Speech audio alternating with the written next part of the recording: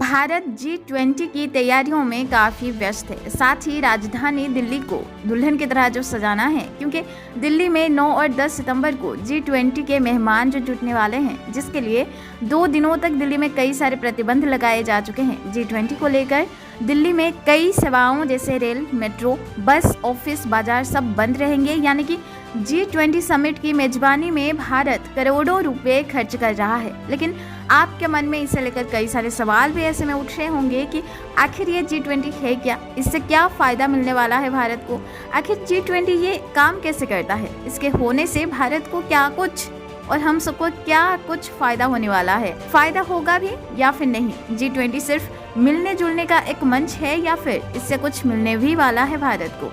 आपके मन में छुपे सारे सवालों को आज हम इस वीडियो के अंदर आपको बताएंगे। चलिए देखिए ये रिपोर्ट। सबसे पहले जानिए आखिर ये G20 होता क्या है। दोस्तों, दुनिया के 20 देशों को मिलाकर बनाया गया ये एक शक्तिशाली ग्रुप है, जिसे कि G20 नाम से जाना जाता है। साल 1999 से पहले कुछ सालों से एशिया आर्थिक संकट से जूझ रहा था, जिसे देखते हुए जर्मनी में 8 देशों की बैठक हुई और यहीं G20 का गठन किया गया।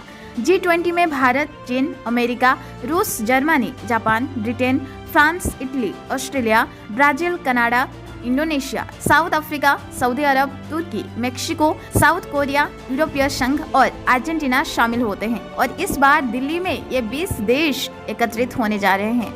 अब दुनिया के 20 ताकतवर देशों से मिलकर बनाए गए इस G20 का ताकत का अंदाजा आप इस बात से ही लगा सकते हैं कि G20 के सदस्य देशों के पास मिलाकर दुनिया की 80% GDP है, दुनिया की 60% आबादी इन देशों के पास ही है और 75% ग्लोबल ट्रेंड G20 देशों के पास है।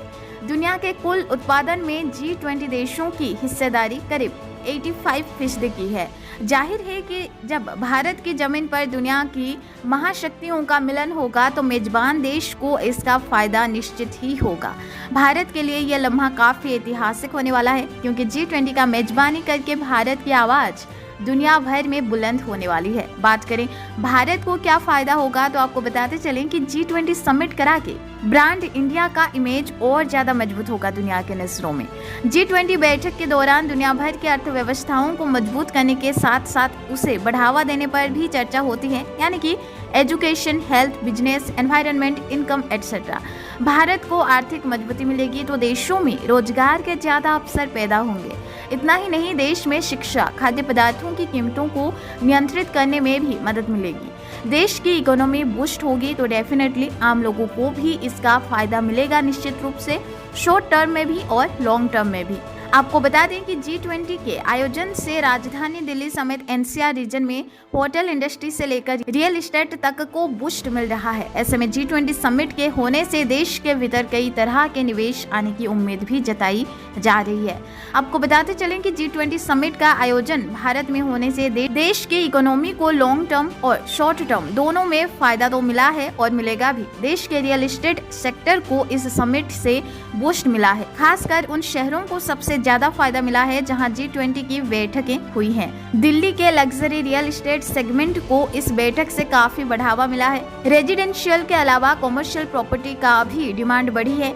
G20 के वजह से होटल इंडस्ट्री को सबसे ज्यादा फायदा मिला है। ऐसे में राजधानी दिल्ली के साथ साथ NCR में होटल के कमरों की बुकिंग फुल हो चुकी है। इतना ही नहीं, कोरोना और लॉकडाउन के दौरान जो टूरिज्म सेक्टर ठप पड़ गया था, G20 समिट से उसे बड़ा बूस्ट मिल चुका है।